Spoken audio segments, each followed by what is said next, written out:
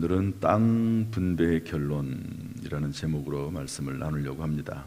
여호수아 21장 43절 45절 말씀인데요.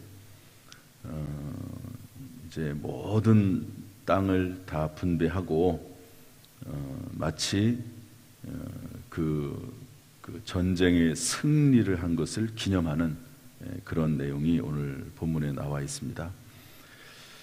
그래서 이제 거의 다 가나안 땅 정복이 마친 거죠. 그래서 오늘 이 말씀이 끝나고 다음에 조금 더 살피면 이제 여호수아가 마지막 고별 설교를 하는 내용이 나옵니다. 그리고 여호수아가 하나님의 부르심을 받죠. 하나의 큰 사건이 한 위대한 인물의 죽음과 함께 마무리되는 거죠. 물론 큰 일이 중요하긴 하지만 그 일이라고 하는 것은 항상 사람과 함께 진행이 됩니다. 우리 성도들의 삶도 마찬가지죠. 우리 성도님들 각자가 있기 때문에 그 성도님들 한 분 한 분을 통해서 어떤 일들이 이루어지게 되고 진행이 되고 마감이 되는 것입니다. 그래서 여호수아로부터 시작을 해서 그리고 여호수아의 죽음으로 해서 마무리되는 말씀이 여호수아서라고 볼 수가 있습니다.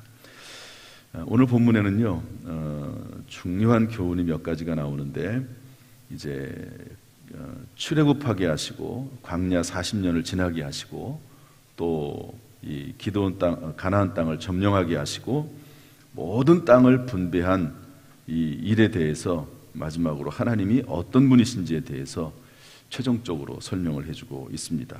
요약 설명을 하는데요. 첫 번째, 하나님은 어떤 분이시냐? 땅을 주시는 하나님이라고 볼 수가 있습니다. 한번 읽어보겠습니다. 43절 말씀인데 다 같이 읽어보죠. 시작. 여호와께서 이스라엘 조상들에게 맹세하사 주리라 하신 온 땅을 이와 같이 이스라엘에게 다 주셨으므로 그들이 그것을 차지하여 거기에 거주하였으니. 아멘. 땅을 굳이 땅이라고만 표현할 수는 없습니다. 이 당시에는 땅이죠. 농경 사회이기 때문에 땅이 절대적으로 필요했습니다. 오늘날도 마찬가지긴 하죠. 여기서 말하는 땅은 기업을 의미합니다. 기업. 모든 지파에게 그리고 심지어 레위 지파 사람들에게도 하나님께서 땅을 주셨습니다. 물론 레위 지파에게는 하나님 자체가 기업이 되시지만 48개의 성읍과 목초지를 주어서 거기에서 살도록 또 어느 정도의 목축을 할 수 있도록 그렇게 하셨습니다. 그리고 모든 지파들 하나도 남김없이 한 지파도 남김없이 다 하나님께서는 땅을 주셨습니다. 거기에서 살도록 하신 것이지요. 어떤 지파는 그 땅을 받아서 점점 확장시켜 나가고 그 땅을 받아가지고 또 다른 지파들에게 심지어 나눠주기도 하는 그런 일들이 있었지요. 어쨌든 하나님께서는 이 땅에서 기업을 주시는 것을 알 수가 있습니다. 그런데 저는 오늘 이것을 신약의 개념으로 조금 더 확장을 시켜서 오늘날의 땅은 무엇인가? 이것은 하나님 나라의 확장이다라고 정의하고 싶어요. 한번 따라합시다. 오늘날 땅은 하나님 나라의 확장이다. 그렇죠. 우리가 이 땅에 사는 동안 땅이나 집이나 이런 것들을 많이 확보할 수 있을 것입니다. 선하게 사용한다고 하면 결코 그것이 잘못된 것이 아닙니다. 또 잘 저축을 해서 재산을 모으는 게 나쁜 것이 아니죠. 그래서 웨슬레 같은 분은 최대한도로 많이 벌고 최대한도로 많이 저축하고 그리고 최대한도로 하나님의 선한 사업을 위해서 쓰라고 그렇게 이야기하기도 했습니다. 그러나 그런 개념과 동시에 우리가 가지고 있는, 우리가 생각할 수 있는 땅은 뭐냐면 하나님 나라의 확장입니다. 하나님 나라가 뭘까요? 하나님의 통치가 이루어지는 지역, 그 마음일 수도 있습니다. 또 하나님의 통치가 이루어지는 사람, 그런 사람들을 계속해서 만들어 나가는 거죠. 그리고 하나님의 통치가 이루어지는 문화까지도. 요즘은 정말 중요한 것이 문화입니다. 이 문화를 어떻게 만들었냐가 상당히 중요한데, 이 문화에 의해서 사람들이 아주 엄청난 영향을 받고 살아가게 되어 있습니다. 그래서 성경적인 문화, 또 거룩한 문화, 이런 문화를 만들어 나가는 것이 하나님 나라의 확장이라고도 볼 수가 있습니다. 이런 일들을 우리 그리스도인들이 이 땅에서 하는 거죠. 우리가 속한 가정에서, 직장에서, 또 사업장 속에서, 이웃 가운데서 하나님 나라를 확장해 나가고 하나님의 통치가 이루어지고 하나님의 문화를 만들어 나가고 하나님을 믿는 사람들을 계속 확장해 나가는 것이 땅과 영역을 확장해 나가는 그런 모습이라고 볼 수가 있습니다. 하나님께서 우리 교회를 통해서, 우리 모든 성도를 통해서 이러한 땅들, 또 하나님의 나라가 확장되는 해가 있기를 주님의 이름으로 축복합니다. 이렇게 하나님은 땅과 기업을 주시고 하나님 나라를 확장해 나가시는 분이 하나님이십니다. 또한 두 번째로 하나님은 어떤 분이신가 본문을 통해서 지금까지의 모든 내용을 통해서 볼 때 하나님은 결론적으로, 결과적으로는 안식을 주시는 하나님이십니다. 한번 따라합시다. 안식을 주시는 하나님. 우리 44절 말씀 다 같이 읽어보죠. 44절 시작. 여호와께서 그들의 주위에 안식을 주셨을 때 그 조상들에게 맹세하신 대로 하셨으므로 그들의 모든 원수들 중에 그들과 맞선 자가 하나도 없었으니 이는 여호와께서 그들의 모든 원수들을 그들의 손에 넘겨주셨음이니라. 아멘.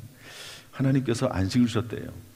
모든 주변 나라들과 안식하도록, 평안하도록 하신 것이지요. 하나님께서 약속했기 때문에 그 약속을 이루시는 겁니다. 주변에 많은 원수들이 있었지만 감히 이스라엘 사람들에게 맞설 수가 없게 하는 거죠. 우리가 사는 세상은 이런 일들이 없을 수가 없다고 봅니다. 원수들이 있을 수 있죠. 또 악한 영 사탄 마귀가 끊임없이 우는 사자와 같이 삼킬 자를 찾는 것이 오늘날 시대라고 볼 수가 있습니다. 그런데 하나님께서 은혜를 베풀어 주시어서 그 모든 악한들이 감히 대적할 수 없도록, 감히 맞서지 못하도록 하나님께서 막아주시고 지켜주시고 평안과 안식을 주신다고 하는 것은 참 큰 축복입니다. 가정에서도 마찬가지고 직장에서도 마찬가지고 하나님이 지켜주시고 보호하시는 거 참 귀중한 일이죠. 그래서 진정한 안식은 하늘로부터 하나님께로 주어지는 것이죠. 물론 이스라엘 백성들이 이 가나안 땅에 들어와서 5년 동안 전쟁을 했습니다. 5년 동안 엄청난 전쟁을 하지 않았습니까? 그런데 그 전쟁 가운데도 하나님이 함께 하셨고, 그리고 그 전쟁이 끝난 다음에 하나님이 평화와 안식을 주셨다는 것이죠. 이 모든 과정마다 하나님의 은혜가 있었음을 볼 수가 있습니다. 그래서 여러분 정말 하나님의 주시는 안식과 평화가 정말 중요합니다. 교회도 우리 사도행전에 있는 말씀처럼 교회가 평안하여 든든히 서가게 하시고 하나님을 경외함과 성령의 위로를 진행하여 수가 더 늘어나니라. 교회가 평안할 때 교회 부흥도 있는 것이죠. 가정도 마찬가지고 우리 인생도 마찬가지입니다. 그래서 찬송 412장에 보면 평화로다 하늘 위에서 내려오네. 한번 따라합시다. 평화로다 하늘 위에서 내려오네. 여러분, 하늘 평안이 우리 모든 성도들에게 임하기를 주님의 이름으로 축복합니다. 하나님께서는요, 이런 모든 평안과 안식에 대해서 제도적으로 만들어 놓으셨습니다. 그래서 7일마다 하나님께서는 쉬라고 했습니다. 안식일, 주일이죠. 사람들에게 하나님께서는 쉬라고 하신 것이죠. 7년마다 안식년을 주셔서 땅이 쉬게 했습니다. 땅도 쉬라는 거죠. 땅을 그때는 파종하지 말고 열매를 거두지도 말고, 이게 자연스럽게 자라는 열매들이 있습니다. 그런 열매들은 누구를 주냐면 가난한 사람들, 어려운 사람들, 들짐승들이 먹도록 했습니다. 땅도 안식하게 해라. 그리고 7년에 7번째 되는 그 다음에 50년 되는 해지요. 이것을 희년으로 정해서 자유를 선포했습니다. 참 어떻게, 지금은 구약시대입니다. 지금도 이런 일을 못하지요. 어떻게 70년, 50년이 되었을 때 희년을 선포합니까? 안식년을 주어서 땅을 쉬게 만듭니까? 제 친구 목사 중에 한 분이 신학대학에서 교수를 하는데요. 어느 날 학교를 안 나가더라고요. 왜 그런가 했더니 7년째 되는 애는 1년을 완전히 쉬더만요. 교수들은 글쎄요, 일반 교수들은 어떤지 모르겠는데 일반 교수들도 그러는 것 같아요. 신학대학의 교수인데 7년째 되는 해에 1년 동안 쉬면서 개인적으로 연구를 하기도 하고 또 그런 것을 어떤 여러 가지 본인이 하고 싶은 일들을 하는 것을 봤습니다. 그러니까 안식년을 줘서 그 기간 동안 영과 혼과 육이 푹 쉬도록 하고 심지어 땅도 쉬게 하고 또 자유를 종들에게 자유를 선포하도록 하는 것을 볼 수가 있습니다. 이처럼 하나님은요 안식과 평안을 주시는 하나님이시고 또 우리들도 그 안식과 평안을 누리면서 신앙생활을 하기를 원하시는 것이 하나님이라고 저는 봅니다. 여러분 주예전에 나오는 것이 정말 하나님이 주시는 위로와 안식과 평안이 될 수 있기를 주님의 이름으로 축복합니다. 주예전에 나와서 하나님 앞에 예배드릴 때마다 하나님께서 안식을 주시고 평안을 주시고 하나님께서 큰 위로를 함께 하시기를 주님의 이름으로 축복합니다. 우리가 주예전에 나와서 예배드리고 기도할 때 가정에 하나님 안식을 주시고 우리의 직장과 사업장과 자녀들과 평생에 하나님이 주시는 안식으로 채워지기를 주님의 이름으로 축원합니다. 세 번째로 하나님은 어떤 하나님이신가? 말씀을 성취하신 하나님이십니다. 우리 45절 말씀 읽어보겠습니다. 45절 시작. 여호와께서 이스라엘 족속에게 말씀하신 선한 말씀이 하나도 남음이 없이 다 응하였더라. 아멘. 하나님은 약속을 언약을 성취하시는 하나님이십니다. 신실하신 하나님이죠. 여러분이 가나안 땅을 정복하게 된 게 어느 때입니까? 이게 아브라함에게 하신 약속이거든요. 아브라함, 이삭, 야곱, 요셉의 때에 또 70명의 가족들이 처음 애굽에 들어갔다가 애굽에서 또 거하다가 또 40년 동안 광야 생활하다가 그리고 5년 동안 이 가나안 땅에 정복하게 되는데 이 모든 과정이 한 430년을 걸렸습니다. 그 기간 동안 얼마나 긴 시간입니까? 그런데 그 시간 동안 하나님께서는 아브라함에게 한 약속을 잊어버리지 않으세요. 하나님께서 한 약속을 중간에 얼마나 많은 우여곡절이 있었습니까? 그러나 그럼에도 불구하고 하나님의 약속을 잊어버리지 아니하시고 심지어 사람의 마음을 변화시켜서까지라도 하나님께서는 그 약속을 결국에는 이루어 나가는 것을 볼 수가 있습니다. 왜 그럴까요? 하나님께서는 믿음의 조상, 믿음의 사람인 아브라함을 선택하시고 그 아브라함에게 한 약속을 잊어버리지 않으시는 겁니다. 그런데 여러분 우리에게 얼마나 많은 약속이 있습니까? 신약성경과 구약성경에 있는 수많은 약속, 하나님의 약속들이 저와 여러분에게 주어진 줄로 믿습니다. 그 약속은 금생과 내생에 복이 있는 약속입니다. 이 땅에서도 하나님 나라에서도 하나님께서 복을 주겠다고 약속하셨죠. 그리고 그 모든 약속의 하이라이트, 최고는 뭐냐? 예수 그리스도이십니다. 예수 그리스도가 이 땅에 오셔서 우리의 영혼을 구원하시고 예수 그리스도 안에서 또 예수 그리스도께서 보내주신 성령 안에서 우리가 늘 깨닫고 하나님의 음성을 듣고 하나님과 동행하면서 살아나갈 수가 있는 것이죠. 말씀을 깨닫고 그 말씀대로 살아갈 수가 있는 것입니다. 이렇게 하나님은 말씀을 성취하신 하나님, 말씀을 주시고 그 말씀에 따라 살아나가는 사람들에게 그 말씀을 성취하게 하시는 분이 우리의 아버지 하나님이신 줄로 믿습니다.